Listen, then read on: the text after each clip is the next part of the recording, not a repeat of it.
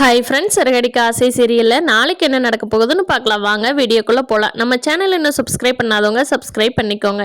ரோஹிணி ஒரு திட்டம் போட்டு அந்த ராஜா ராணி மேலே பழிய போட்டால் அது ரோஹிணிக்கு மனோஜுக்குமே திருப்பி வந்து அடியாக விழுகுது. ரோஹிணி கூட பரவாயில்ல, பணத்தை எடுத்தா. ஆனால் பாவம் மனோஜ் ஒன்றுமே தெரியாமல் 3 லட்ச ரூபா ரோஹிணி எடுத்துகிட்டு போனதும் இல்லாமல் திருப்பியும் அவங்களுக்கு 3 லட்சம் கொடுக்குற மாதிரி ஆயிடுச்சு. அப்படி கொடுக்கலைன்னா அந்த வக்கீல் வேற நீ ராணியை வந்து மானவங்கப்படுத்த ட்ரை பண்ணனேன்னு கேஸ் போடுவாங்கிறாரு. அதுக்கு பயந்துக்கிட்டே மனோஜ் ஓகேன்னு சொல்லிட்டாரு. பேசாமல் அன்னைக்கே முத்து சொன்ன ஐடியாவில் போலீஸ் ஸ்டேஷனில் கம்ப்ளைண்ட் கொடுத்துருந்தா இவனுக்கு இப்போ இந்த எக்ஸ்ட்ராவாக 3 லட்சம் வேஸ்டே ஆகியிருக்காது. அது இல்லாமல் ரோஹிணி எடுத்தாங்கிறத போலீஸ் எப்படியாவது கண்டுபிடிச்சும் கொடுத்துருப்பாங்க.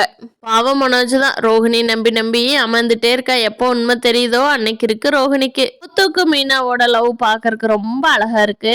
என்ன சண்டை வந்துக்கிட்டாலும் அவங்களுக்குள்ள உள்ள பாண்டிங் செம்மையா இருக்கு. ரோஹிணியை அவங்களோட ஃப்ரெண்டும் கிறிஷ ஸ்கூல்ல அட்மிஷன் போட்டுட்டு கிளம்பி வர்றப்போ கிறிஷ் வந்து ரோஹிணியோட கையை பிடிச்சிட்டு அழுகிறா. அம்மா நான் போர்லம்மா, நான் ஸ்கூல்லையே என்னை சேர்த்து விட்டுருங்க, எனக்கு அங்கே தான் ஃப்ரெண்ட்ஸ் இருக்காங்க, நான் வந்து முத்து மாமா மீனா ஆண்டி வீட்லேயே இருந்துக்கிறேன், என்னை இங்கே விடாதீங்கம்மா, நான் தனியாக இருக்கணும்மா, நான் இருக்க மாட்டேம்மா அப்படின்னு ரொம்ப அழுகிறான். நான் ரோஹிணி என்னடா சின்ன வயசுலேயே சொன்ன பேச்சு கேட்க மாட்டேங்கிறியா, பேசாமல் இங்கிரு அப்படின்னு சொல்லிட்டு ஸ்கூலில் விட்டுட்டு வேகமாக வெளியே வந்துடுறாங்க. அவன் அந்த குழந்தைக்கு என்ன தெரியும், அம்மா பாசத்துக்காக ஏங்கிட்டு இருக்கான் கிறிஷ். மீனா வந்து ரோஹிணியோட அம்மாவை பார்த்துடுறாங்க. வேகமாக போய் அவங்கள பிடிக்கலான்னு பார்க்குறாங்க. அவங்க வேகமாக எஸ்கேப் ஆகிறதுக்கு பார்க்குறாங்க. ஆனால் அவங்க வந்து சாப்பிடாம இருக்கிறதுனால மீனா கிட்ட மாட்டிக்கிட்டாங்க. எஸ்கேப் ஆக முடியல.